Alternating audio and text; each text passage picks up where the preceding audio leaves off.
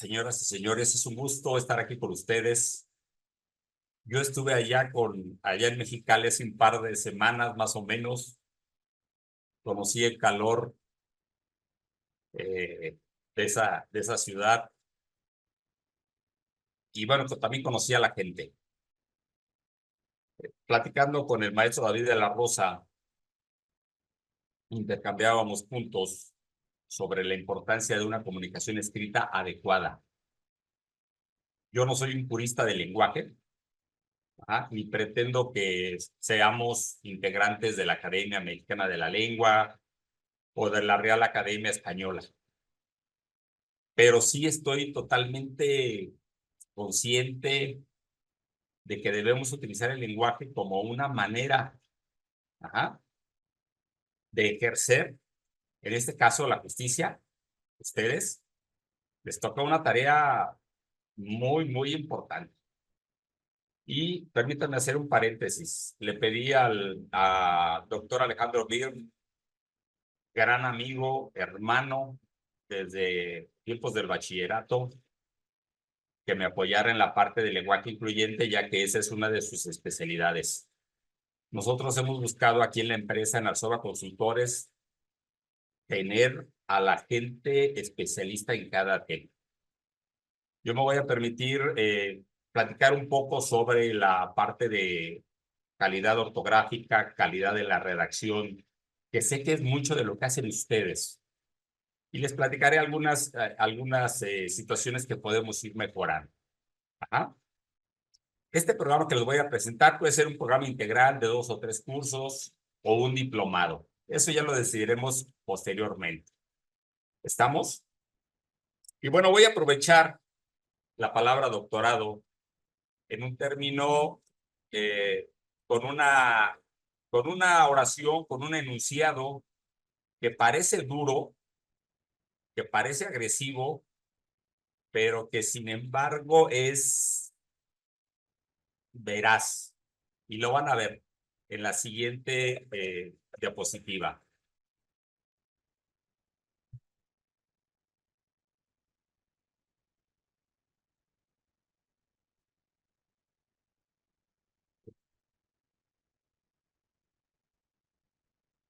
Ahí dice de un posible doctorado, entre paréntesis, 9-10, a un país de reprobados en nuestro propio idioma.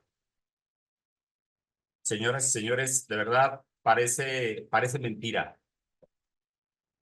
Podríamos tener doctorado en español. ¿Por qué? Les voy a dar 2 razones. Una, ¿cuántos años hemos estudiado el idioma? En aritmética básica podríamos decir 6 años en primaria, 3 en secundaria. ¿Y qué les parece? De seguro hubo una materia de literatura, de redacción e investigación documental, alguna relacionada en el bachillerato. Es decir, 10 años dedicados a estudiar nuestro idioma. Y sin embargo, estamos reprobados en el mismo. A lo mejor no me lo creen, pero ahora que estuve allá en Mexicali, tuve la oportunidad de dar la conferencia de manera presencial en el ayuntamiento. No les voy a decir cuál fue el promedio, pero sí les puedo comentar que estuvo abajo del 5. Y la semana pasada estuve en Puebla, en la Academia de Policía, con el equipo de instructores de la academia. Ahí el promedio estuvo por debajo del 4. Entonces, si nos regresamos a un posible doctorado, quiere decir que durante 10 años hemos estudiado el idioma. Yo les pregunto y piénsenlo en el interior.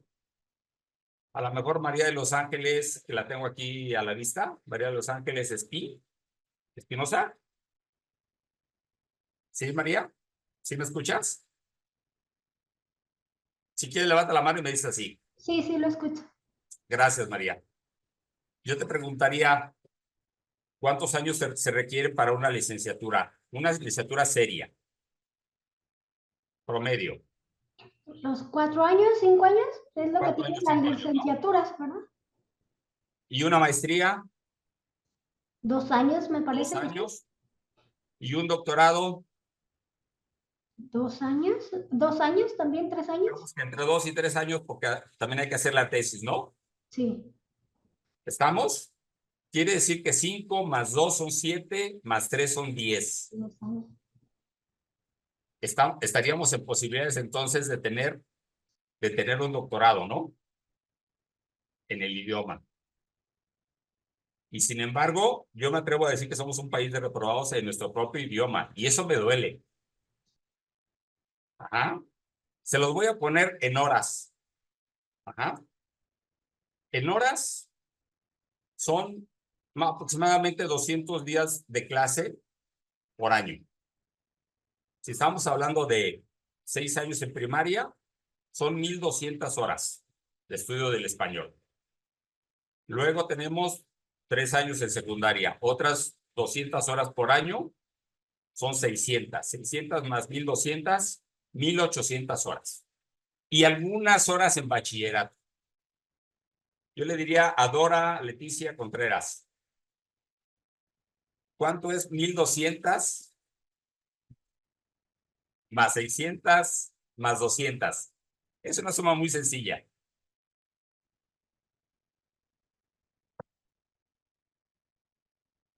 Dice, por eso estudié Derecho, ¿no? Para... ¿Sí se escucha? Yo no te escucho, Dora. Ah, perdón. No te preocupes. ¿Son 2000? Son 2,000.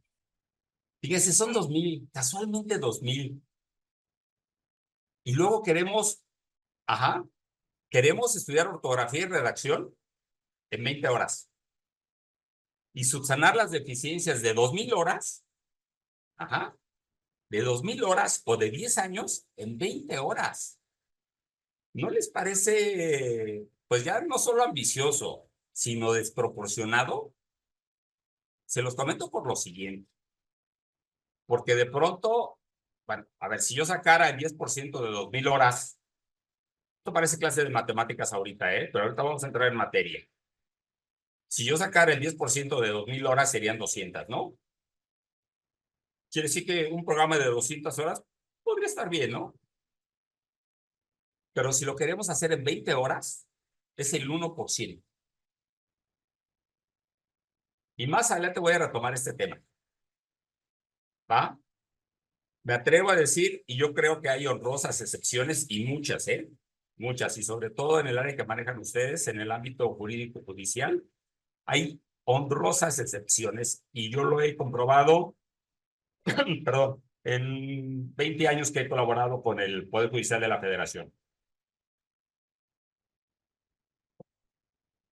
Ahí les dejo nada más esto de tarea, porque lo vamos a retomar, ¿eh? ¿Por qué andamos tan mal? Vamos a explicar algunas de las razones. Por favor, siéntanse con la confianza, como dijo el maestro de la Rosa, por el chat, de enviar algunos comentarios. Si quieren también levantar la mano, es bienvenido. Yo les propondría que después de cada diapositiva podamos abrir un pequeño espacio de comentarios de uno o dos comentarios. Lógicamente, el tema da para mucho. ¿Por qué digo y afirmo que somos unos reprobados en nuestro propio idioma? Aquí están varias de las causas, ¿no? Uno, el nivel de dificultad del español. Me encanta cuando la gente, o me fascina cuando la gente me dice, es que quiero estudiar inglés. Yo les digo, sí, pero primero habrá que dominar el español, ¿no? Es más, la gente que escribe y habla bien el español, se le hace más fácil estudiar inglés. Porque a nivel mundial, el inglés es un idioma mucho más fácil. El español está más o menos considerado como uno de los idiomas difíciles en el mundo, por ahí como está en el rango del 5 o 6. Es decir, tenemos un idioma difícil. Les voy a decir por qué. Porque tenemos unas reglas generales muy sencillas. Yo creo que todo el mundo Si ahorita les digo, ¿se acuerdan de las agudas, graves, esdrújulas y sobresdrújulas? Todo el mundo me va a decir que sí. Ajá, porque son las reglas generales. Y si les digo, ¿se acuerdan cuándo se acentúan las agudas, las graves, las esdrújulas y sobresdrújulas? También me van a decir la mayoría que sí. ¿Estamos? Pero a la hora de entrar a las excepciones, no, hombre. Ya ahí empezamos a decir, a ver, ya no entendí. Les voy a hacer una pregunta muy sencilla. ¿Por qué reúnen lleva acento y por qué resumen no se acentúa? Son muy parecidas, ¿no? Y reúnen lleva acento y resumen no. ¿Alguien tendría alguna respuesta? Maestro, porque reúnen tiene doble vocal, la E y la U. Tiene doble vocal. Ajá. Y Es un diptongo. por eso le pongo el acento. Sí, reúnen. La reúnen, sí. Bien, bien. Efectivamente, reúnen tiene una vocal fuerte y una débil. Ajá. Y por sonido suena más la débil que la fuerte. ¿Estamos? Digamos que es una diptongo y que la academia le ha puesto un nombre muy feo, horrible, le ha llamado hiato. Que si yo les digo que es un hiato, pues me van a decir sabe, como en mi pueblo, ¿no? De pronto no quieren decir y dicen sabe. Yo soy de Jalisco. Pero bueno, exactamente esa es una buena pregunta. Bueno, esa fue una buena respuesta. Y resume, ¿por qué no lleva acento?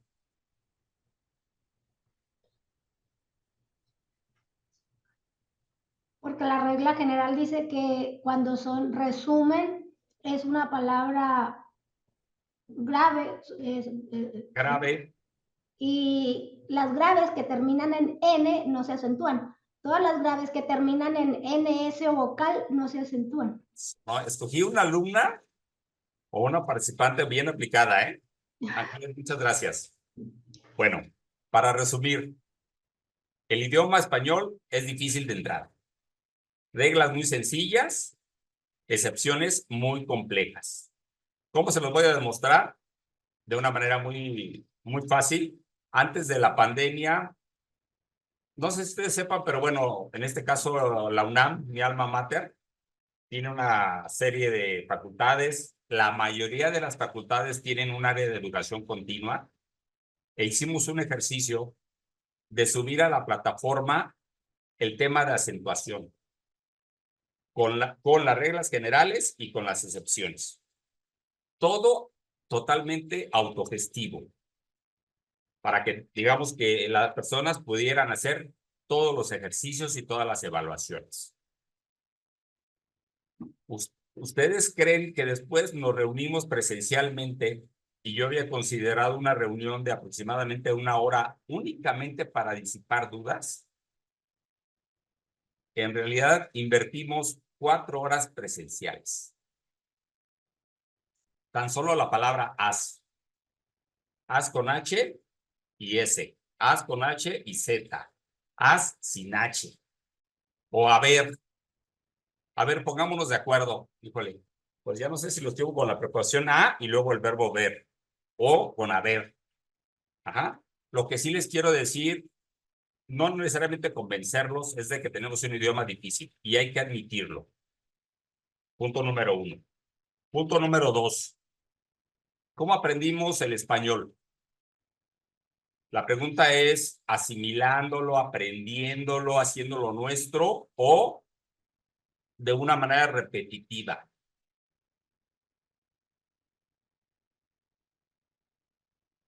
Yo recuerdo que yo me equivocaba mucho en la palabra ahora, que lleva H intermedia, y que además es muda. Necesita alguien que la defienda como ustedes. Ahora, pues me la aprendí cuando la escribí 20 veces. Y ya después de eso, ya. Pero en general hemos tenido, o sea, no es culpa de nosotros, es culpa de un sistema de enseñanza-aprendizaje basado en la repetición, no en la asimilación.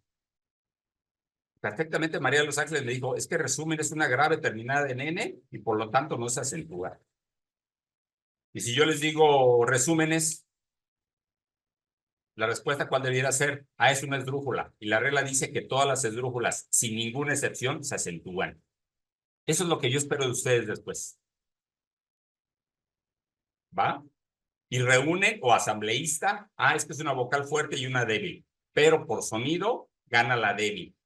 Y el acento, fíjense bien, ¿eh? El acento hace que la débil se convierta en una vocal fuerte. Y dos vocales fuertes no pueden estar en la misma sílaba. Ahí se los dejo de tarea. En síntesis, tenemos un sistema de enseñanza-aprendizaje basado en la repetición. Además de que la calidad actual, y también lo digo así, de los maestros, primaria, secundaria, bachillerato e incluso en universidad, deja mucho que desear en esta materia. Antes los maestros nos revisaban todo, ¿sí? Nos decían, oye, ¿sabes? A ver, en biología, ah, sí, pero ¿sabes qué? Aquí te faltan acentos. O escribiste mal esta letra y nos ponían el tache. Ahora, dice, no, yo reviso lo que es mi materia. El sistema de enseñanza-aprendizaje en México, y sobre todo después de la pandemia, pues yo les digo que está reprobado. Porque si los alumnos estamos reprobados, el sistema también está reprobado. El tercero, los niveles de lectura. Se dice que los pueblos o los países son lo que leen. ¿Se acuerdan que tuvimos un secretario de Educación Pública en el sexenio pasado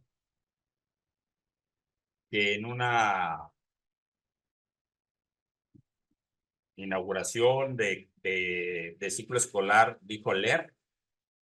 Y luego una niña le aclaró y le comentó, es que no se dice leer, se dice leer. Ajá. ¿Por qué? Porque de entrada, como lo dijo María de los Ángeles, son dos vocales fuertes. Aquí se los quiero decir a todas y a todos. Tenemos niveles de lectura en México que van entre 2 y 3 libros al año. Fuera de libros escolares o de textos, digamos, laborales. Estados Unidos o aquí nuestros vecinos del norte, bueno, más vecinos de ustedes, leen en promedio 20 libros anuales. Los europeos leen en promedio 30. Y nosotros acá andamos rasgando, creo que el 3.2. Si los pueblos son lo que leen, pues tal vez nosotros casi ni seamos. Pero ahí lo vamos a dejar. ¿Va? El nivel de... A ver, ¿qué hace la lectura? Tal vez yo no me sepa la regla, pero veo que la palabra está mal escrita o que me llama la atención y yo digo, a ver, espérame, esta palabra, no, a ver, cámbiale la B por V o cámbiale la V por B. Ya la veo bien y digo, así está. Otro problema que hemos tenido es el cambio de gramática, sobre todo con las generaciones jóvenes, digamos, de 20, 30 años para acá. De 20, 30 años hacia atrás, era una gramática tradicional sumamente sencilla. Categorías gramaticales como sustantivo, adjetivo, adverbio, pronombre, preposición, etc. Oración y frase. De pronto nos las cambian por enunciado unimembre, bimembre, sujeto y predicado, núcleo del predicado, núcleo del sujeto. Y se los puedo decir, esas 20 o 30 generaciones están semiperdidas. Y bueno, llegó el celular y otras aplicaciones y nos apoyamos en ellas. Definitivamente no estoy en contra de la tecnología, al contrario. ¿Sí? Pero, ojo, la tecnología es una herramienta. La tecnología no va a pensar por mí. La tecnología no va a decidir si yo escribo límite con acento en la I, límite sin acento y límite con acento en la E. Eso lo van a decidir ustedes. O encauzara, bueno, encauzara, ojo, se puede escribir con Z o con S. ¿Estamos? Vamos a pensar en encauzara con S porque es el que tiene que ver con ustedes. Encauzara o encauzará. Eso lo tienen que también que decir ustedes de acuerdo con el sentido de la oración. ¿Cuál sería el nivel de competitividad que deberíamos tener después de haber estudiado 10 años el español? Después de haber estudiado 2000 horas de español. ¿Cuál debiera ser nuestra calificación promedio? Dora o María Loera, por favor, que ahí tenemos dos vocales fuertes. ¿Sí estamos ahí, María? Adriana Contreras. Bueno, regresamos. Aquí estoy, Ay, maestro. venga, Adriana. Díganme, Armando, ¿eh? ¿Cuál debería ser nuestro promedio, nuestro manejo del español? Del 1 al 10. Pues ideal 10. Ideal 10, pero bueno, no nos vamos. Pero bueno, algo que dijéramos, oye, bien o muy bien. Pues dependiendo de la métrica de las calificaciones, pues un 8 tal vez, ¿por qué no? Un Es 8, una media, es una media. No es una lo ideal, media. pero es una media. Bueno, pero para ustedes que utilizan el lenguaje todos los días y sobre todo el lenguaje escrito, la comunicación escrita, Pues un nivel de 10, maestro. un nivel de 10. Va, voy por ese 10, ¿eh? A ver, yo les propondría de entrada un 9, pero Ok, bueno, vamos a dejarlo ahí, ok. ¿vale? Ah, oye, ahorita que dijiste ok, me acuerdo mucho, ¿eh? Defendamos el idioma español, ¿ok? Está bien. Tenemos el bien, tenemos el sí, tenemos Está el bien. de acuerdo, ¿va? Muy bien, maestro. Bueno, en síntesis, tenemos un idioma difícil. Yo afirmo que estamos reprobados en nuestro propio idioma. ¿Ah? Vamos a ver de verdad cómo estamos. Fíjense bien, todas y todos, por favor. Vamos a hacer algo y yo confío en ustedes. ¿Ah? Le voy a pedir aquí a mi asistente que con su celular tome cronómetro. Vamos a hacer una evaluación express, rapidísima. Ajá. No nos va a llevar más de un minuto. Yo aquí veo nada más como 4 o 5 personas. ¿Qué les voy a pedir? Que levanten las manos, así, incluido a don David. ¿Podemos levantar las manos así? ¿Verlos? Quiero ver las manos. Ahí está. Si se fija, tenemos dos manos acá. Los vamos a levantar ahí un minuto, ¿eh? Les voy a pasar un listado de palabras en la siguiente diapositiva. Van a tener 60 segundos, es decir, un minuto.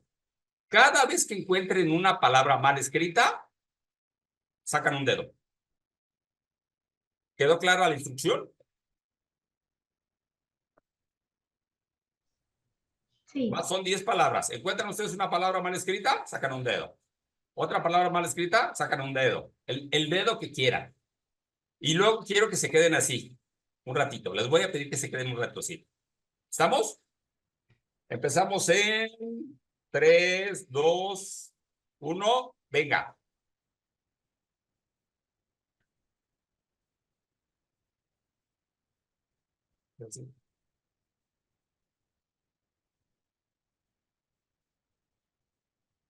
Les robé 3 segundos, así que tienen 3 segundos más.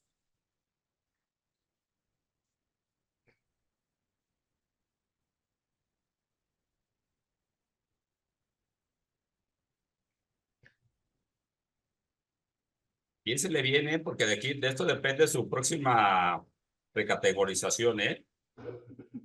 Es broma.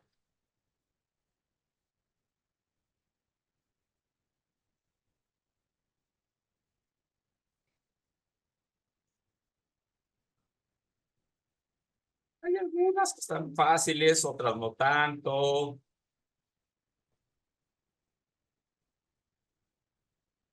Llevamos 40 segundos.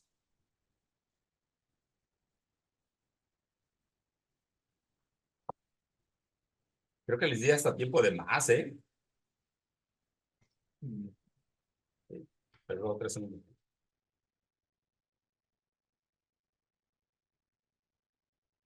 3, 2, 1. 0. Ahí quedémonos. Quédense, a ver, díganme, Adriana, ¿cuántos dedos levantaste, Adriana?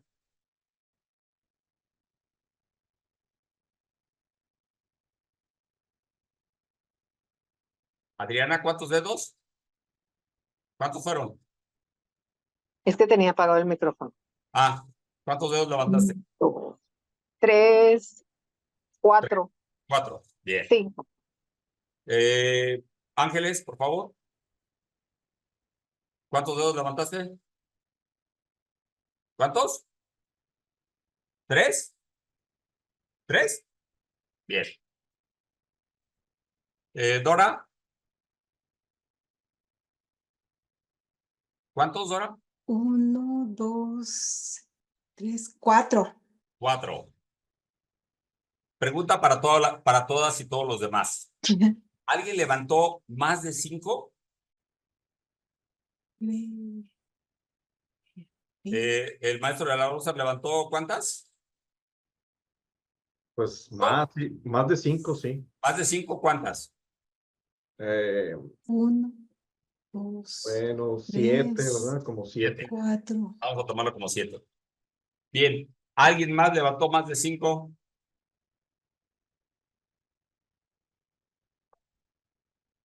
¿Y dónde están los demás? 6. ¿Dora? Bueno, ahí les va. 1, 2, El único que pasaría, y eso, como dirían, en 4. mi rancho, casi de panzazo, es el maestro de la Rosa. Todas están mal escritas. Es decir, que si alguien levantó 3 veces, 3 dedos, esa es su calificación 3. 1, 2, 3, 4, 5, 6, 7, 8, 9. Alguien, miren, dictamen grave no lleva Lleva acento. acento. Arcoíris, le falta el acento ¿en dónde? En la I, en la primera I. Primera I. Avergüéncese tiene 2 errores. Las S. La C, Las- después de la N, La S. diéresis. por C, y le falta la diéresis. ¿No? Ah, sí. Crisis no lleva acento. No. Una grave terminada en S. Prohíben en la I el acento. Se lo ponemos, pero es un acento prosódico. Andamos en crisis ortográfica. Sí, Prohíben el acento. acento, no importa que esté la H, porque tengo vocal fuerte y vocal débil y el sonido está en la I. Sutilmente, a ver quién me dice, bueno, sutilmente se lo voy a decir rápidamente porque tampoco quiero ocupar demasiado tiempo. No lleva acento. Está No mal lleva acento. acentuado, va en la U sutilmente. No lleva acento. No No, lleva a acento. ver, pongámonos de Doble acuerdo. esdrújula, ¿no? Sutilmente. Se lo ponemos en la U, dice sutilmente. No lleva. Decimos Sutilmente. sutil. Ajá, sutilmente. Esa persona me lo dijo de manera tan sutil. Bueno, yo tengo todo menos ser sutil. No lleva acento. Extradición tiene una C de más. Nada más es Es extradición. una C. Hincapié, ¿dónde lleva el acento? Extradiciones, ¿no? La En E. la, En la Y E. ahí. en la E. Sí. Hincapié. Hagamos hincapié en esto. Sí, en la E. Y elige va con, ¿Dónde está el I? al final, abajo, Ah, no veo la palabra. con G de gato. Ah, sí, ya la. A ver. ¿Sí? Sí, va con G, no va con J. Bueno, si yo saco aquí el promedio es 4 más 3 más 4, 11 más 7, 18. 18 entre 4, me toca exactamente 4.5. Qué miedo. No, porque ¿estamos de acuerdo? ¿Cuál es nuestro verdadero nivel? Me voy a poner en coordinación con el maestro de la Rosa, con la idea de poder hacer o de hacer una evaluación más completa con el fin de identificar fortalezas y áreas de oportunidad. Déjenme decirles que ese cuestionario o esa evaluación, ese diagnóstico, lo apliqué por primera vez en la segunda sala de la corte. ¿Por qué? porque después de haber iniciado un diplomado que les voy a platicar un poquito más adelante, la Corte pidió el mismo diplomado. Y lógicamente la segunda sala eran como 70 u 80 personas. ¿Cuál fue la salida? Apliquemos un diagnóstico para hacer 2 grupos, uno un poquito más avanzado y otro un poquito menos avanzado. Ese diagnóstico lo hemos ido puliendo año tras año y tiene una fiabilidad que les gusta de entre 95 y 98%. Combina teoría y práctica, pero necesita ser presencial. En consecuencia, me voy a poner de acuerdo con el maestro de la Rosa a ver si lo podemos hacer. Tal vez de manera al azar, maestro, que eligiéramos 1 o 2 juzgados y 1 o 2 tribunales. Yo mando en electrónico el diagnóstico y que ustedes aplicaran de manera presencial el mismo. Eso nos podría, y luego me lo mandan por correspondencia. Yo le pido a mi equipo de instructores que me ayude a revisar y les mandamos algo muy concreto. ¿Por qué? Porque hay gente que definitivamente dice, oye, no, pues esto de las 6 de 10. Pero ya vieron cómo estamos. O sea, tal vez las palabras que yo uso de manera cotidiana me las sé, pero me la cambian un poco, ya. Hemos hecho hasta nuestras propias reglas. De pronto decimos dictamen. Dictamen no lleva acento porque es singular. Y luego dictámenes sí lleva acento porque es plural. Y de ahí hacemos ya una regla. El plural, el singular no lleva acento y el plural sí. Señores, lo que verdaderamente funciona son agudas, graves, esdrújulas, sobre esdrújulas. ¿Estamos? ¿Vamos bien? Díganme, ¿eh? ¿Qué proponemos? ¿O qué propone este programa?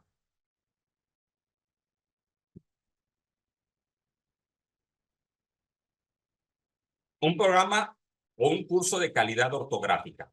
Calidad ortográfica significa hacer las cosas, calidad significa hacer las cosas bien a la primera.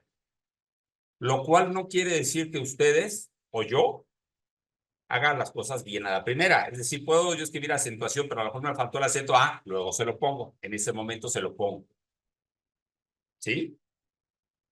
Estas líneas temáticas están extraídas de este estándar.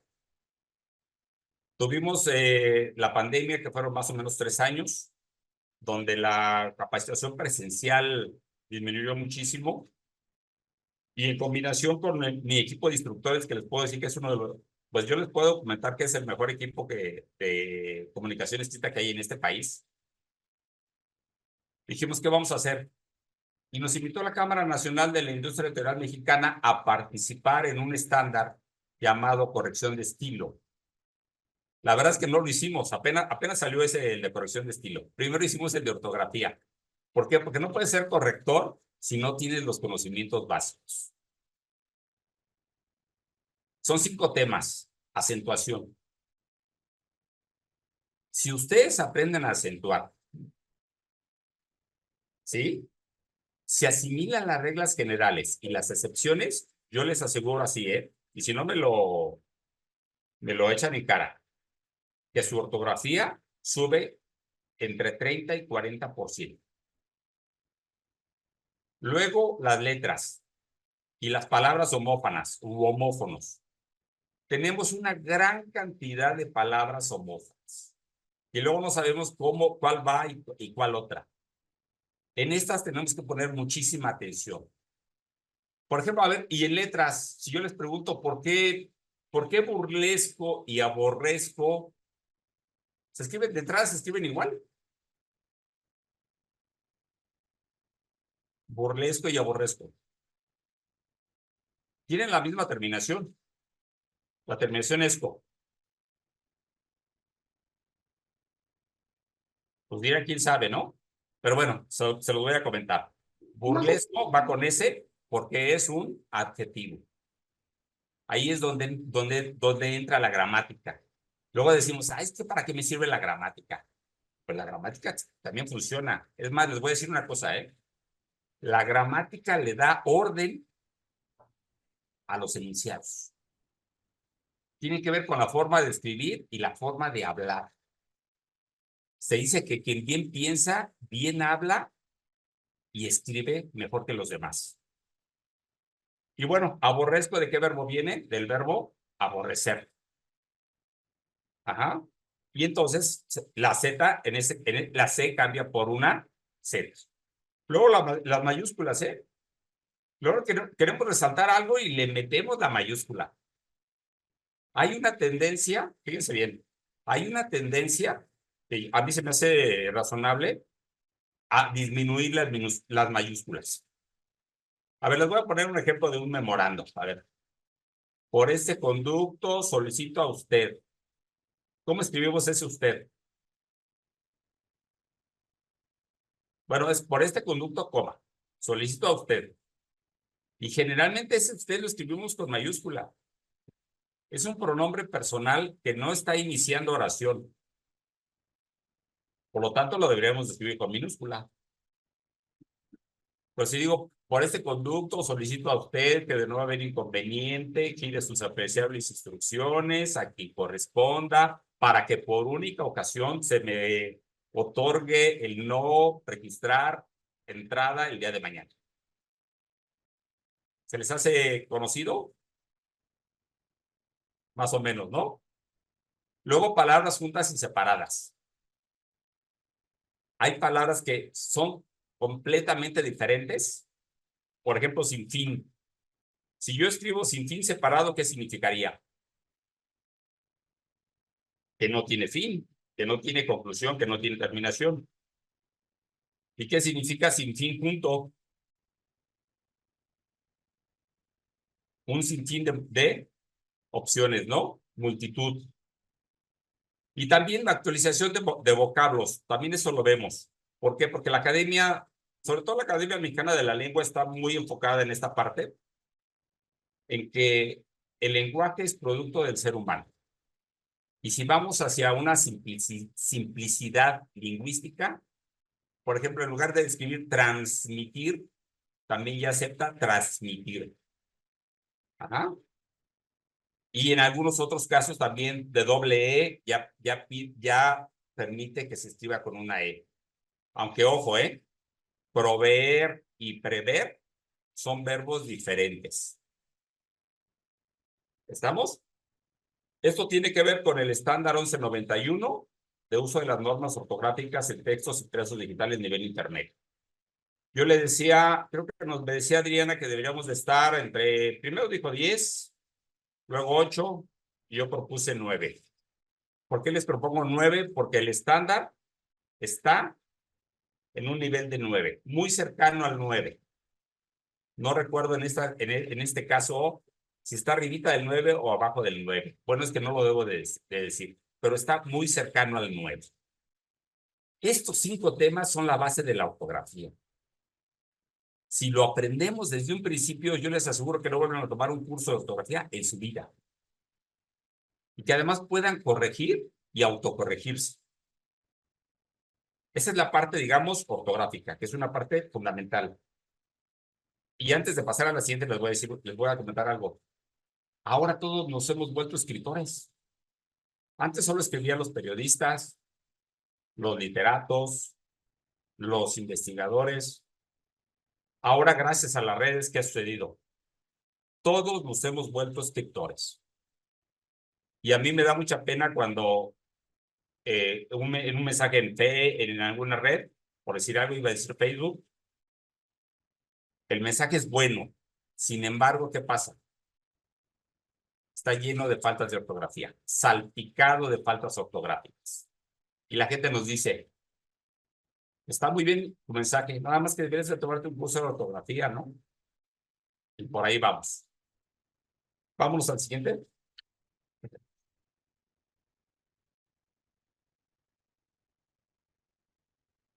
En la parte de redacción también hicimos el estándar, es el 1207. Déjenme decirles que los estándares pues es como desarrollar una materia, pero a fondo. El primer estándar, el de ortografía, nos llevó más o menos 6 meses. Este estándar, como ya les sabíamos, nos llevó como 4 meses. tiene básicamente 5 grandes temas. Proceso creativo para redactar.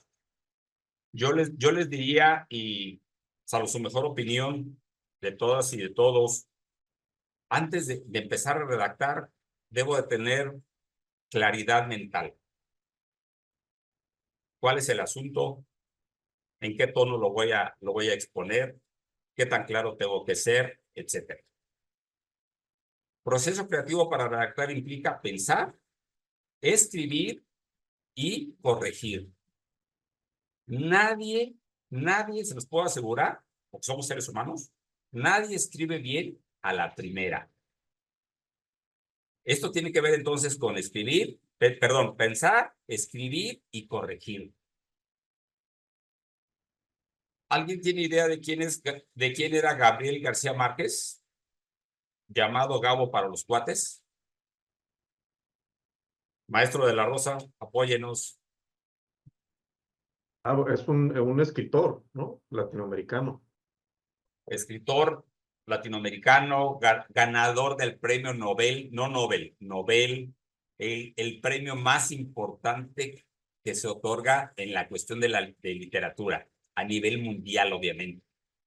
¿Saben quién era su principal correctora? Su mamá. Lógicamente, pues ya después empezó a ser famoso y ya todas las editoriales tienen correctores de estilo. Pero este tema, por favor, tómenlo en cuenta siempre. Luego, signos de puntuación. Bueno, los signos de puntuación son tan importantes en una redacción como es la acentuación en la ortografía. Son un símil. Generalmente abusamos de qué signo, de la coma. ¿Sabemos la diferencia que hay entre el punto y coma y el punto y seguido? Tiene 3 diferencias muy sutiles, ¿eh? Pero hay 3 diferencias entre el punto y coma y el punto y seguido. Y luego las cualidades de la redacción. Las grandes cualidades que nosotros, desafortunadamente en el sector público, parece que las hemos hecho a un lado. Empezamos por precisión, sencillez, brevedad, claridad y propiedad. ¿Cómo son los oficios que emitimos? Los documentos. ¿Traen estas cualidades? En algún momento, en una Secretaría de Estado, comentó un participante que teníamos un estilo de redacción de la época virreinal. Y es cierto, ¿eh? Damos como 3 o 4 renglones de entrada y luego ya decimos el asunto. Y si no, por ejemplo, las despedidas. Fíjense bien, esta despedida, por decir algo, sin más por el momento, coma. Le reitero mis más altas, atentas y distinguidas consideraciones. ¿Les suena común? ¿No bastaría con decir sin más por el momento, le reitero mis consideraciones? Fíjense, ya las estoy calificando de altas, de atentas y de distinguidas. ¿Cuál es la tendencia o debiera ser la tendencia, incluido el sector público, incluido los poderes judiciales? Una redacción más accesible, que la pudiera entender quien no es lego en la materia. Como cuarto tema tenemos errores comunes en la redacción. Les puedo decir, el principal error en la redacción de entrada es la repetición de palabras. Barbarismos, solecismos, anfibologías, teísmos, dequeísmos, etc. Me van a decir ahí como que, ¿y esos qué son? Ahí si quieres, los explicamos más tarde. Todo esto nos debería de llevar a ¿qué? A ser nuestros propios autocorrectores de estilo. Epistemológicamente hablando, bueno, me acuerdo que yo llevé esa materia en el primer semestre con el maestro Marcos Miserit. Es difícil autocorregirse, ¿eh? ¿Por qué? Porque uno crea el documento. Es más fácil identificar los errores de los demás. Pero si yo dejo reposar un poco el texto, y lo retomo una hora después o después de comer, de seguro le voy a encontrar ciertos detalles para corregir.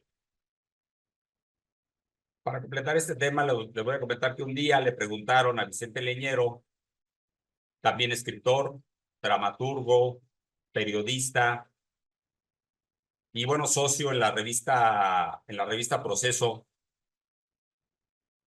Le preguntaron que si él se releía, que si leía lo que había escrito. Y dijo que sí, pero que a la mitad se dio cuenta de que casi nada de lo que había escrito valía la pena. La importancia de autocorregirse. Vámonos con el siguiente punto. Eso está muy bien como para todos, ¿no? O sea, personas que trabajan en cualquier lado, pero nosotros que estamos en el sector público, aquí hay un estilo de redacción en el sector público.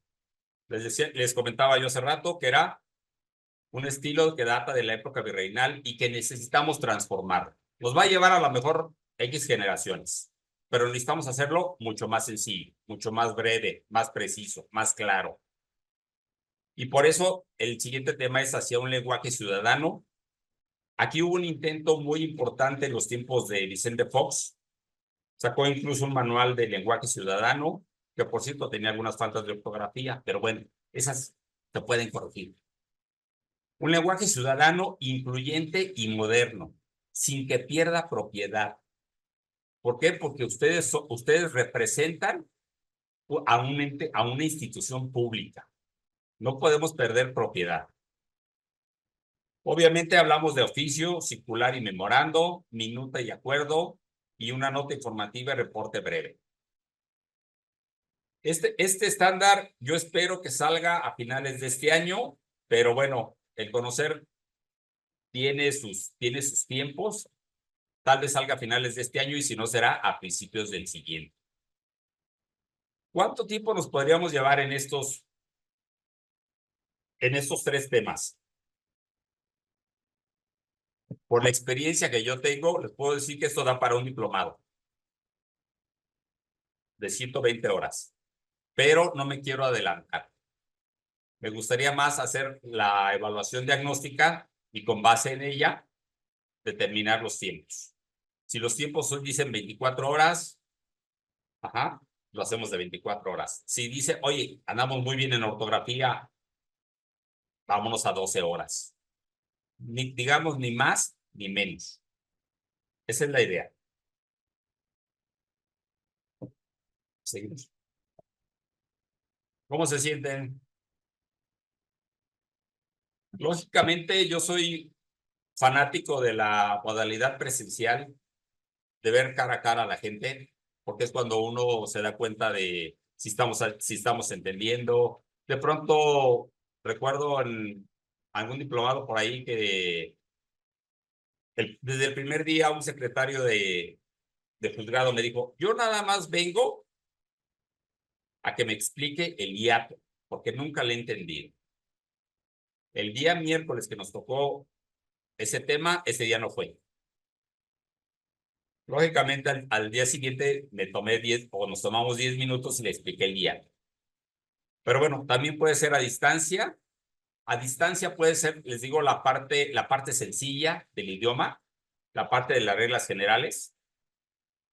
Y eso nos podría llevar a una modalidad mixta.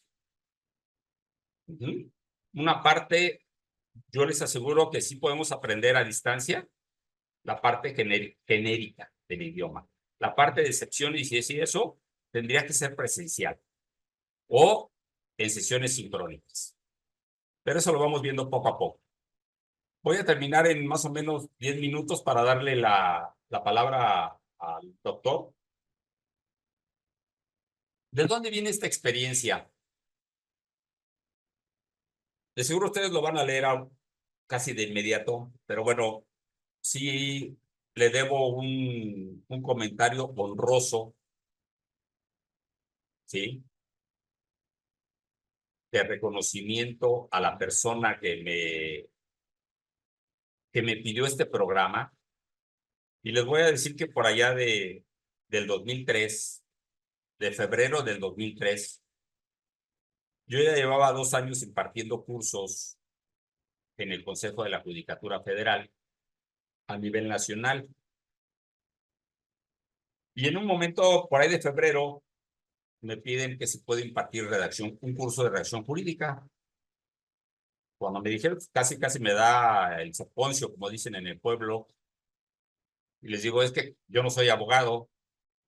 Dice, bueno, pero usted conoce abogados. Y sí, al final terminé coordinando a un grupo de abogados que impartió 25 cursos de redacción jurídica.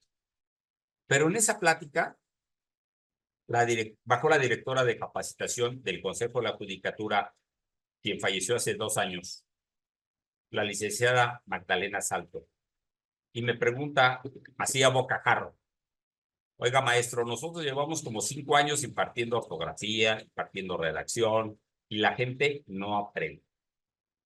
Y aquí es donde voy a retomar el inicio. Les digo, y me dice, a ver, dígame usted por qué. Le digo, mire, licenciada, es que ustedes quieren subsanar las deficiencias de 10 años, ajá, o de 2,000 horas en 20 horas. Y me dice, bueno, ¿qué hacemos? Le digo, mire, yo necesito 15 horas para acentos, 15 horas para letras, 15 para gramática, 15 para signos de puntuación. Y así, total que ya eran como 90 horas. Y la señora, que era súper inteligente, y estamos hablando del 2013, me comenta, sí, pues usted ya hizo su carta a los Reyes Magos. Si ahora yo le voy a pedir, como nosotros vamos a transitar hacia el sistema oral, 2 módulos de expresión oral, que sean el 7 y el 8. Y de ahí estructuré un diplomado de comunicación escrita y expresión oral, que precisamente lo cruzaron magistrados, aproximadamente unos 15,000 alumnos durante 15 años. Fueron 300 generaciones, más o menos. El primer año lo tuve avalado por la UNAM, los 5, 6 o 7 años siguientes por la Ibero, luego algunos por la Salle. El Tribunal Electoral pidió que fuera el TEC, por el TEC. Yo no les voy a decir qué tipo de universidades son estas, pero nada más la UNAM y el TEC, ahí se andan peleando las 2 mejores de México. Y bueno, desarrollamos los estándares que ya platicamos. Sin falsa modestia les puedo decir que tengo un gran equipo de instructores, porque en un proceso de capacitación, la parte más importante es el instructor. Puede ser que no haya proyector. Puede ser incluso que no haya dónde escribir. Pero si el instructor sabe, va a sacar adelante el curso. Y la gente va a aprender. Bueno, hay aprender con H y aprender sin H, ¿no? Este programa que les acabo de presentar viene de este programa del Poder Judicial. Una de las grandes satisfacciones que he tenido con él es que un día me habla la licenciada Salto y me dice, licenciado, le tengo una noticia. Digo, bueno, yo pensé que me iba a llamar la atención por algo, que además era una persona muy respetuosa. O sea, si yo asignaba un maestro para cierto curso, ese se quedaba. Y bueno, le pregunto, dígame, licenciada. Dice, la Corte pidió el diplomado que usted coordina, pero lo pidió así como está, sin ninguna modificación.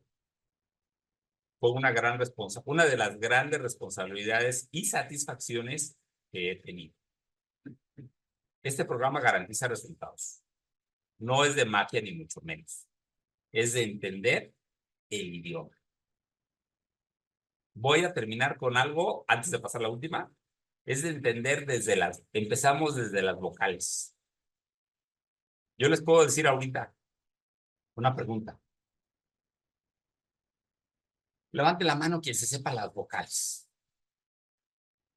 estoy seguro que todos van a levantar la mano derecha o la izquierda, la que ustedes quieran. Pero si les pregunto, a ver, mantengan la mano levantada quienes tengan la seguridad absoluta de saber cuáles son las vocales fuertes, estoy seguro que la mitad de los asistentes van a bajar la mano.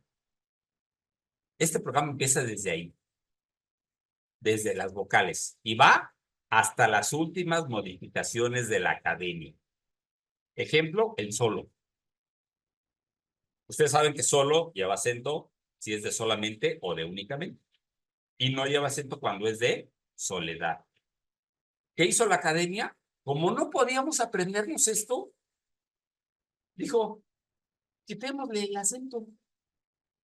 Yo les pregunto a ustedes, que son quienes imparten justicia en ese hermoso estado de Baja California, ¿podemos dejar que un texto tenga ambigüedad por la falta de un acento? Lógicamente no. ¿Estamos? Entonces, fíjense la palabra entonces. Bueno, es que empiezo a hablar de esto y pero ya vamos a terminar. ¿Cómo decimos? Entonces. Luego la hicimos un poco más corta, ¿no? Entonces. Y bueno, ya nos fuimos todavía a otro extremo. Tons. ¿Tons qué? ¿Se va a hacer la carne asada o no? Ese es el lenguaje coloquial. Pero nosotros no nos podemos dar ese lujo. Ha sido un verdadero gusto y les voy a pasar la última diapositiva para invertir en el capital humano de las organizaciones como ustedes, públicas o privadas. Yo personalmente considero que es la mejor inversión para tener un país de calidad. Que no nos digan que somos un país de reprobados en nuestro propio idioma. Muchas gracias y yo quedo a la orden. Muchas gracias a todas y a todos. Maestro de la Rosa. Y muchas gracias, maestro Soto. Gracias por su excelente introducción sobre este tema. Y continuamos con el doctor Alejandro, si gusta. Perfecto. Querido hermano, te dejo la estafeta.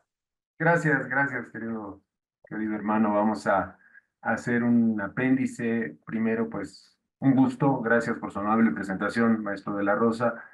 Los currículums o las historias de vida, como gusta más decir, a veces son engañosas y son lo que se dice que somos, pero, y de eso va a ir la presentación, habrá que saber primero quiénes somos para después qué hacemos con eso que somos.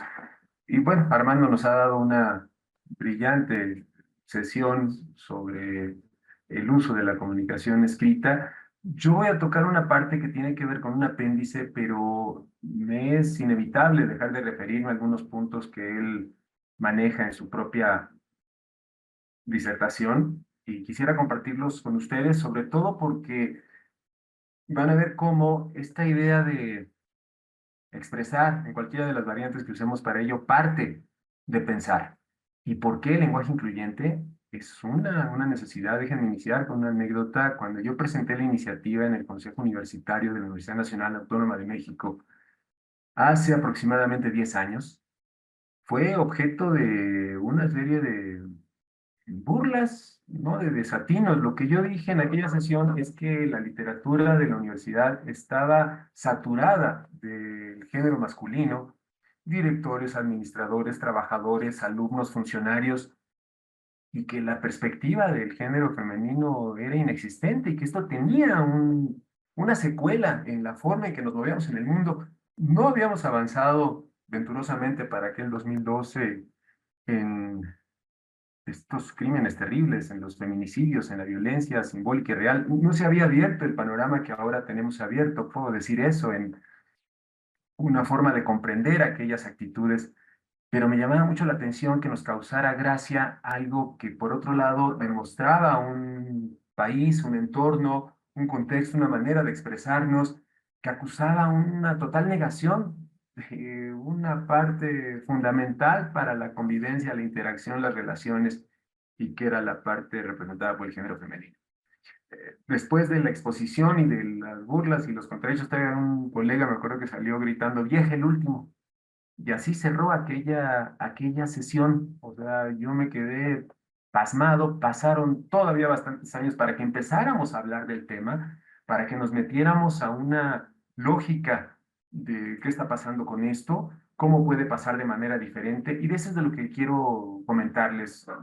No tengo la, el cinismo de decir que va a ser una cátedra, clase o conferencia sobre eso, porque no es el caso. Es una introducción al tema, también en el mismo sentido que el maestro de la Rosa manejó lo de mi queridísimo Armando Soto. Es un ponernos de acuerdo en qué es lo que está atrás de estas formas de expresión. ¿Por qué expresamos como expresamos? ¿De dónde viene esto? ¿Y cómo podríamos empezar a cambiar? Y de ahí, pues podría venir ya entonces la lógica de qué hacer con este problema a un nivel más colegiado, más académico, más formativo, más de actualización. Quiero compartir pantalla, pero me dice que está inhabilitada la función. Para mí es posible por ahí pedir permiso, querido Armando, o si la tienes tú y la puedes proyectar, porque a mí me dice que nomás no. Creo que ya puede ahí compartir, doctor. Muchas gracias, maestro.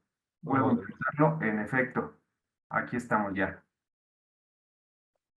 Y bueno, como les decía, la idea de tener esta noción del por qué, el para qué y el cómo, y que sea parte también de un programa que nos ayude a pensar de manera diferente. De ahí que tenga como propósito una conversación, ¿no? Me dirán, bueno, pues no parece conversación, Alejandro, si tú eres el que va a tener aquí la palabra durante unos 20, 25 minutos, pero bueno, ya el maestro de la Rosa decía al principio, podemos usar la sala de conversación, más conocida como chat, para intercambiar ideas, y si no, por supuesto, estaremos abiertos para conversar en cualquier momento que ustedes lo consideren. No, ¿por qué proceso crítico y propositivo? Porque tendríamos que llegar a un punto que, insisto, está atrás de cualquier manera de expresar. Yo estudié hace muchos años como base de mis estudios comunicación, y desde entonces me di cuenta que sabíamos mucho pero comprendíamos poco, como dice un teórico de la misma, el doctor Manuel Martín Serrano. Hablamos de comunicar como se habla de hacer casi cualquier otra cuestión, pero básicamente no nos comunicamos, queridas y queridos colegas. Esto es algo que yo suelo poner como ejemplo muy coloquial. Usted llega a casa, o está en casa ahorita, pero sale del cuarto donde está tomando esta sesión, y le pregunta a alguien cómo le fue, y usted le contesta que bien. ¿Por qué le contesta que bien? Pues para evitar toda esa metralla que viene tremenda cuando contestamos mal. Porque contestar que nos fue mal es empezar a dar razones de por qué nos fue mal, y es empezar a comunicarnos.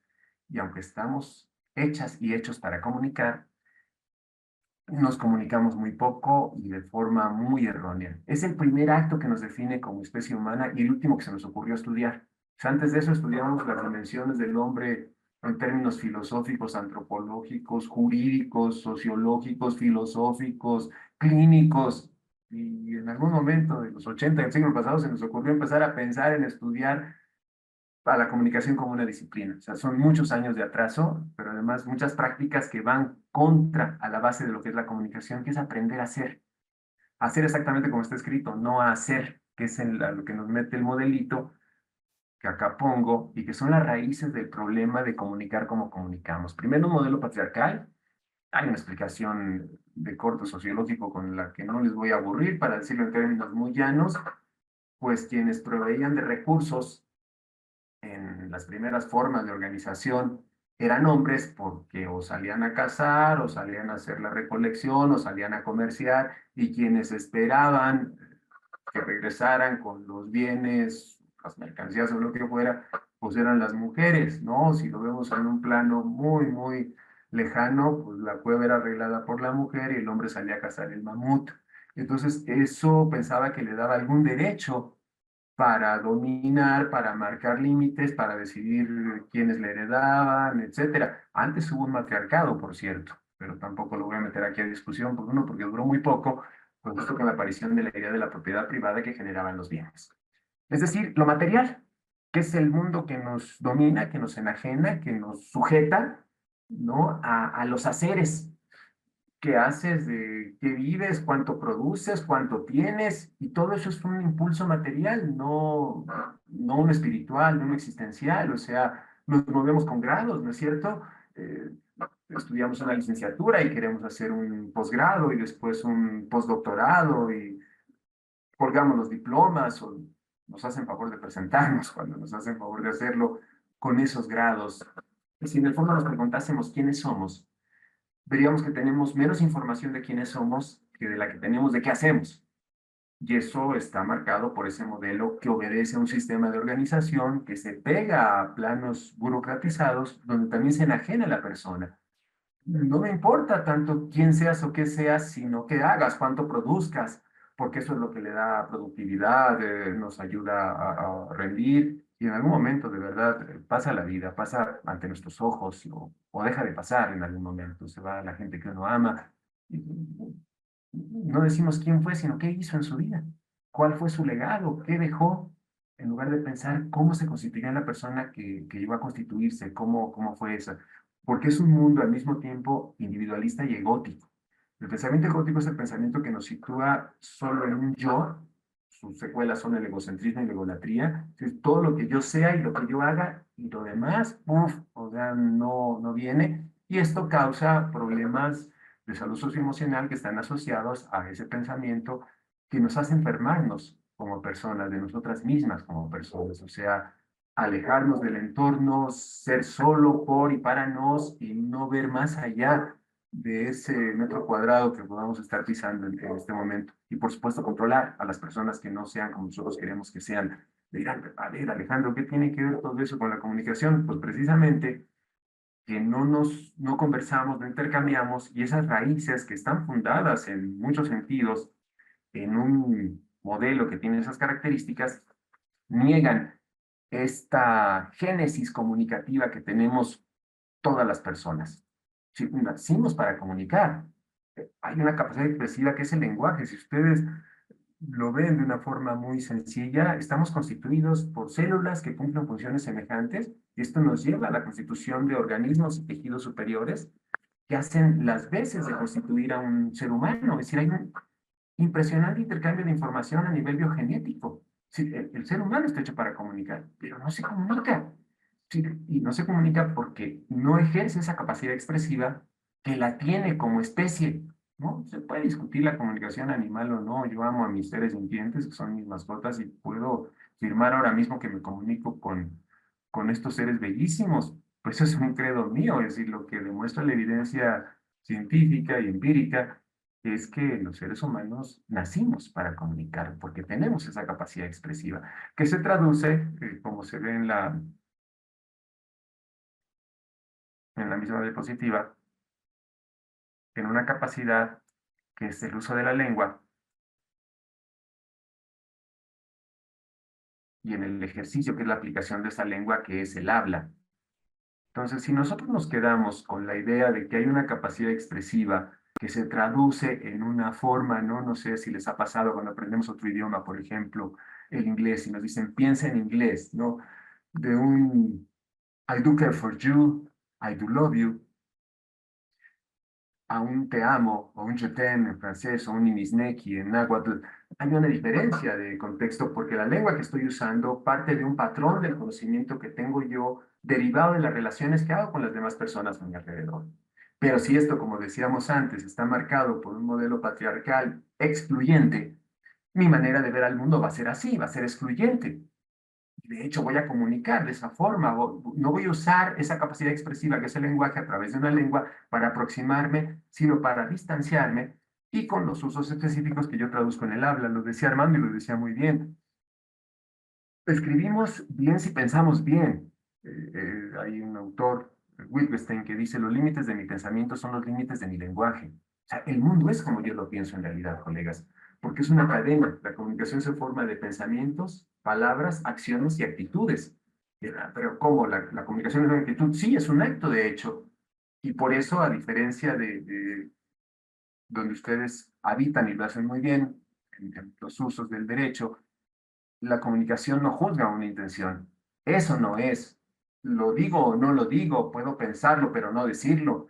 Y entonces no hay manera de que se sepa si quería decirlo. Es que yo no quería decir eso, bueno, pero lo dijiste. O los ejemplos de la mezcla entre lo verbal y lo no verbal. ¿Cómo te sientes? Bien, pues dile a tu cara porque no se ha enterado, ¿no? O sea, yo doy una imagen verbal de mí mismo que no corresponde al acerto que hice con la afirmación. Pero estas relaciones, también de lengua, lenguaje y habla, van de la mano con los patrones de comunicación. O sea, la norma dice cómo debo comunicar. Nosotros podemos escribir manuales, hay ya bastante literatura, afortunadamente, acerca del lenguaje incluyente, donde habla de cómo expresar para usar una forma de integración y no de exclusión. Pero si en el uso no la ejerzo, no la aplico, no la practico, va a quedar en una norma. Y ustedes lo saben, o sea, las conexiones políticas son hasta bellas desde una cierta perspectiva, ¿no es cierto? La nuestra, yo recuerdo también en mis amigas clases en la Universidad Nacional, era un ejemplo de constitución política, la del 17, ¿no? Y bueno, pues esto es para ese tiempo, es de avanzada social, pues sí, pero si no la aplico se puede convertir en una novela estilo las de García Márquez, que citó muy bien Armando y que en esta raíz colombiana, pues recrea la realidad, pero no es igual a la realidad, o sea, eso dice que hay que hacer, pero no lo hago. Y entonces, ¿cómo? Bueno, en el uso, yo tendría que empezar a practicar estas formas de expresión. Las mofas que se hacían en aquella anécdota que referí de aquella sesión de consejo universitario eran que era muy monótono empezar a usar las y los, por ejemplo. No, no, pero entonces vamos a decir las y los alumnos, lo cual es incorrecto, por cierto. O las y los mexicanos, que también es incorrecto, porque alumnos sigue siendo masculino y mexicanos también sigue siendo masculino. Y de ahí es que se nos sugiere que usemos términos neutros, ¿no? Ya no diga alumna, alumno, que además significa sin luz, por otro lado, porque es a luminis, ¿no? Esta magia de las palabras que a mí me gusta mucho referir. Yo trabajo con jóvenes alcohólicos y adictos y con sus familiares. Soy padrino, soy parte de los grupos Al-Anon. Y cuando le pregunto a alguna mamá con algún problema de estos, con algún hijo o hija, digo, ¿qué significa para ti adicción? Pues, Alejandro, pues que consume, es obvio, ¿no? Tú lo sabes y ya sabes que consume, etcétera. Pero ¿qué significa para ti la palabra? No, no le da. Y entonces la llevo, como nos llevó Armando ahorita al paseo de las vocales, casi emulando a Cricri, en las preposiciones. ¿Se acuerdan de aquellas clases? A, ante, bajo, cabe, con, contra, de, desde, hacia, etcétera? Por según, sin, sobre, tras. A es sin. Dicciones habla. La persona adicta no habla. Por eso hace esos enlaces de compulsión y consumo para conectarse con los fantasmas que le habitan. Así de serio es el asunto. Me dicen, ¿cómo detecto si alguien está en ese problema? Solo un paréntesis, sé que el tema no va por ahí, pero tiene que ver con comunicación y con lo que estoy hablando. Vea usted si la persona deja de hablar, porque cuando deja de hablar, empieza a querer hablar de otra forma para llenar ese vacío que es necesario. Hay un texto de Galeano, el libro de los abrazos, que es fantástico y tiene varios cuentos referidos a un homenaje a la palabra. ¿Por qué hablamos? Porque es nuestra esencia, porque está en nos y cuando dejamos de hacerlo, es que algo se ha roto, que hay una parte que deja de estar ahí. Regreso a mi compartidero. Y el acto, bueno, es la forma en que el uso va cobrando realidad, ¿no? Se hace diario, pero es en la misma cadena que yo refería. Yo lo pienso, lo expreso y lo hago. En ese sentido, obviamente, el primer cambio tiene que pasar a nivel de cómo pienso el mundo que habito o el mundo que me habita. Y aquí vamos a las formas o modos de expresión.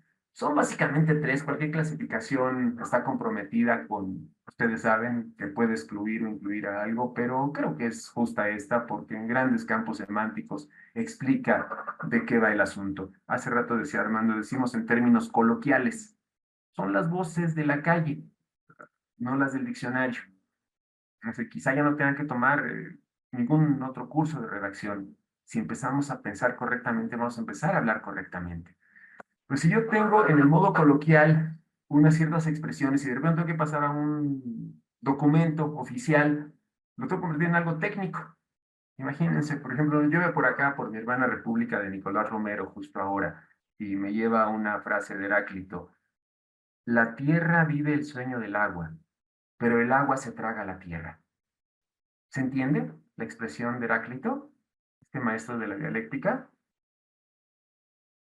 Sé que están pensando, pero si por ahí alguien levanta la mano, pues si la entiendo o no la entiendo.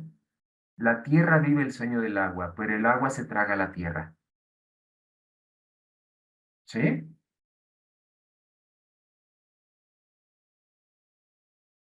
Imagínense convertir esa expresión literaria a técnica. ¿Cómo lo dirían de forma técnica? O para seguir con García Márquez, en el inicio de la crónica de una muerte anunciada, el día que lo iban a matar, Santiago Nazar se levantó a las 5:30 de la mañana. Eso es muy claro, pero ¿cómo lo convierto a las otras dos formas de expresión? O sea, estamos acostumbrados a hablar de cierta manera. Yo encuentro asombroso cómo podemos cometer hierros que no tienen que ver nada con la realidad que quieren nombrar.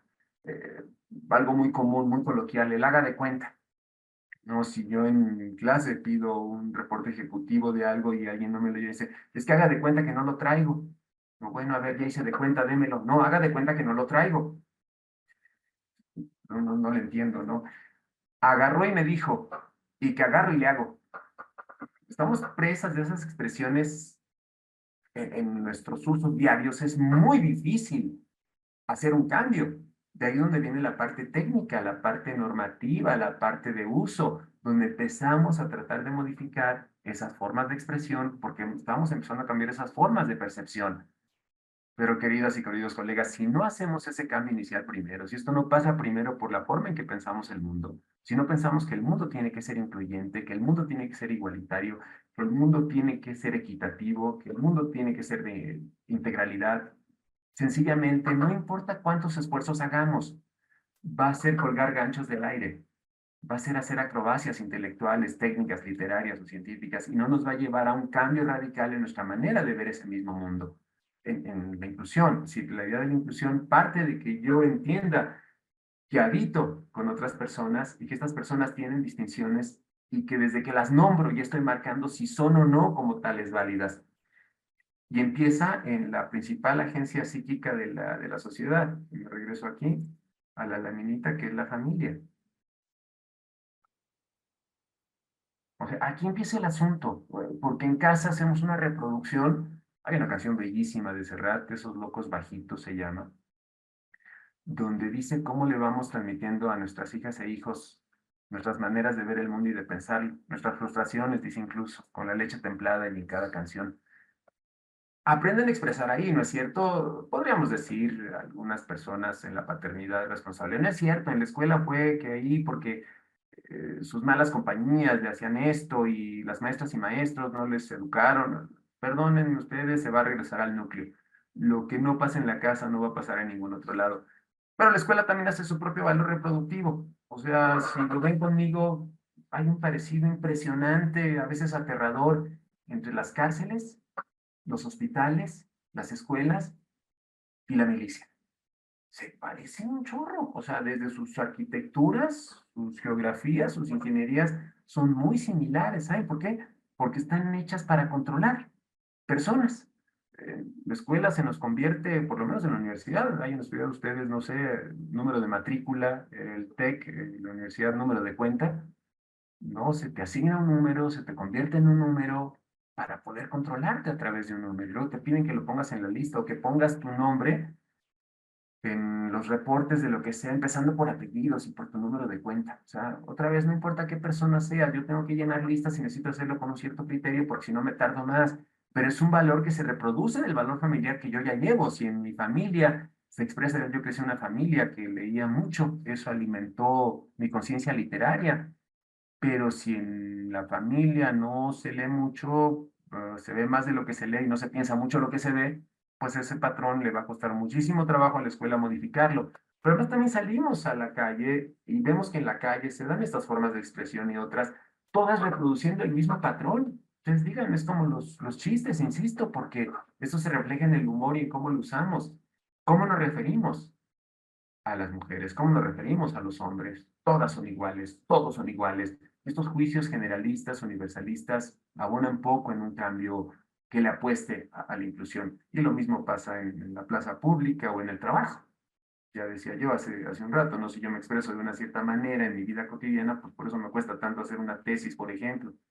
No, o sea, se decía, hermano, ¿cuánto puede durar un posgrado, un doctorado? Pues tanto, si le quito, le pongo la tesis, pues tantos o más años. ¿Por qué nos da tanto trabajo? Porque es pensar de una forma distinta, es pensar de forma lógica, argumentativa, quitar adjetivos, poner razonamientos, hacer silogismos, hacer ideas, trabajar de forma lógica y eso es agotador, porque no hay trabajo que canse más que el trabajo intelectual. Entonces pasa por todos esos escenarios porque necesariamente tendría que llegar, y con esto voy cerrando, a las únicas posibilidades que tenemos para modificar este patrón patriarcal, material, burocrático, enfermizo y controlador, que es empezar por las personas que somos, la definición de las personas que somos. Aquí trabajamos con el autoconcepto. ¿Quién es usted o qué es usted? Yo refiero mucho en este tipo de ejercicios. ¿Cuál ha sido el mejor día de su vida? Piénsenlo. Ustedes no nos daría tiempo a hacer aquí un corolario para responder. Las respuestas comunes son cuando nació mi primer hijo, cuando me casé o cuando me divorcié, cuando alguien anda en una dosis excesiva de honestidad, cuando me enamoré, cuando me gradué. Y, y muchas veces les digo, ¿y este? ¿Qué día es este para usted? ¿Por qué no es el mejor día de su vida? Porque mi mente vive siempre en un pasado que ya fue, que es irrecuperable, imposible de recuperar, pero que a veces lo traigo a través de pensamientos dolientes o sufrientes, o un futuro que no ha llegado. Yo voy a ser feliz cuando ya todos mis hijos se hayan casado, porque yo no voy a tener esa responsabilidad. Voy a ser feliz cuando me jubile. Usted puede ser feliz en este momento. O la otra, ¿quién es usted? Y entonces me contestan con una profesión o un oficio, por noble que sea, por digno que sea, pero eso no le define como persona, es lo que usted hace. Yo no le pregunté qué hace, le pregunté quién era. Ya, oiga, no, hombre, póngame el diván para entonces tirarme ahí y vamos a empezar a hablar en un corte psicoanalítico para llegar a eso. No es cierto, es una pregunta que me hago diario frente al espejo. ¿Quién soy? ¿O en quién me quiero convertir? ¿Y qué tengo que hacer para convertirme en esa persona en la que realmente quiero ser? Y entonces sí, a partir de ese ser que he identificado en términos generalísimos, ¿no? Pensar desde lo que soy, pensar el mundo a partir de ese ser para poder actuar en consecuencia. Por eso toda la maquinaria empieza y termina precisamente en la constitución del ser. La comunicación no es otra cosa que uno de los andamios que este ser usa para caminar y andar por el mundo. Hay una expresión de Sabater que me encanta, que dice, hablamos pero no conversamos, disputamos pero rara vez discutimos.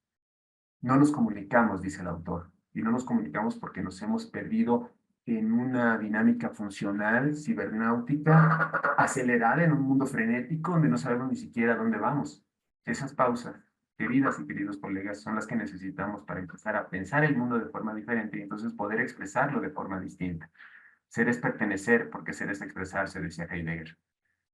Pero para poder hacerlo, para poder llegar a ser ese ser que expresa, tenemos que empezar a trabajar por las personas que somos y en las personas en las que nos queremos convertir. Y entonces sí, como dice mi querido Armando en la lámina que cierra en su presentación, hacer de este país un país diferente. Ya los medios que se usen para ello pues serán los que marquen las dinámicas de cada institución o organización, pero tendríamos que empezar por ahí. Es cuanto yo tengo para conversar con ustedes y agradezco mucho su atención y su tiempo a ambas exposiciones. Estamos a sus órdenes.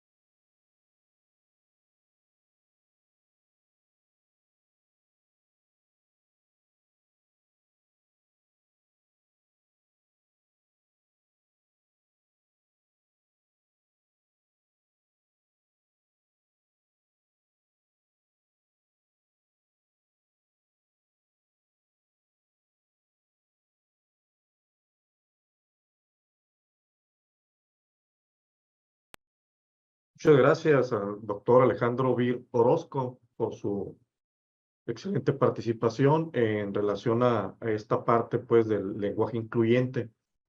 Daríamos espacio para si alguien de los participantes tiene alguna pregunta, algún comentario.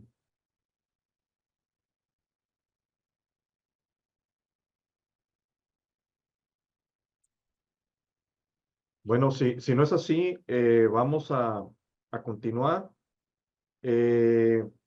Nuevamente, pues agradecer al maestro Armando Soto y al doctor Alejandro Vir por su amabilidad de acompañarnos en este día para comentarnos, pues, todas estas aristas y reflexiones sobre este tema, ¿no? Que sin duda, como ustedes lo comentaron, pues es un tema que no concluye con una charla como esta, sino que es un tema que tiene que irse desarrollando, o se puede ir desarrollando, ¿verdad? A través de unos ejercicios posteriores. Pero bueno, ahorita es importante también que estemos todos sensibilizados, ¿verdad? De los alcances y las dimensiones de estos temas. Pues muchas gracias. A continuación, voy a dar lectura al reconocimiento que otorga el Poder Judicial del Estado a nuestros distinguidos ponentes de este día. El Poder Judicial del Estado de Baja California, a través del Consejo de la Judicatura del Estado y del Instituto de la Judicatura, otorga el presente reconocimiento al maestro Armando Soto Barba, así como al doctor Alejandro Vil Orozco, por su valiosa participación como expositores en la conferencia Comunicación Escrita y Lenguaje Incluyente, realizada a través de la plataforma Zoom el día 10 de julio del presente año. Firman el maestro Alejandro Isaac Fragoso López, magistrado presidente del Tribunal Superior de Justicia y del Consejo de la Judicatura del Estado, la maestra Cecilia Razo Velázquez, presidenta de la Comisión Académica del Consejo de la Judicatura del Estado, y el director del Instituto de la Judicatura del Estado. Muchas gracias a todas y todos por su presencia y su participación en esta conferencia. Que tengan una excelente tarde. Muchas gracias. Gracias. Gracias. Siempre. Gracias, maestro. Muchas gracias. Hasta luego. Hasta luego. Cuídense mucho. Gracias por estar aquí. Gracias a ustedes por esta plática que tuvimos el día de hoy. Espero que no hayamos sido aburridos. No, claro que no, de ninguna manera. Nos dejó tarea para tomar en cuenta tomamos en cuenta lo que usted nos ha comentado, en el sentido de que hay mucho que hacer en este tema, ¿no? En ambos temas, pero iniciando con el de comunicación escrita, en donde vemos día con día, pues que sí, hay fallas y hay errores que se cometen, ¿no? Entonces hay que buscar la manera de subsanarlos, y qué mejor, ¿no? Que precisamente preparándonos para que podamos lograr que ya no las haya, ¿no? O lo menos que pudiera haber. Claro, como lo dijo el doctor Alejandro, cada día podemos ser mejores. Así Claro es. que sí. Les agradecemos mucho. Hasta luego. Gracias. Gracias, buenas tardes.